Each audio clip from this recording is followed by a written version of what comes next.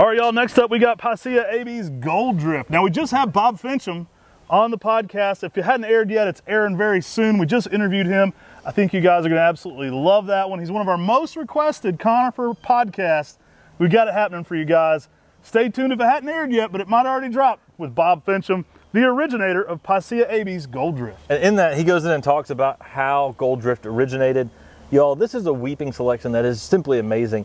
It has a weeping habit similar to something like Rayusin, but it's an evergreen. When you give this tree sunlight, it actually gets gold to the needle. So it gives a gold evergreen interest out there in the landscape and garden. One of my favorite pairings with this, the blues. You can put Gold Drift and the blues together, get that gold and yellow combination that'll just knock you out. We talked to Bob extensively about this one's origin. You'll have to check that out. We go in depth with it. I love this tree. Give it a little bit more sunlight. Give it some highlights. What happens there is the parts that are getting hit with the sun will be a much brighter golden yellow. Absolutely exceptional plant. That's fun to know. Our friend introduced us, and it's becoming a staple all over the world. I mean, you'll see this one in garden centers in Europe. Everywhere you go, Gold Drift is becoming a popular plant. You can grab one here today on MrMaple.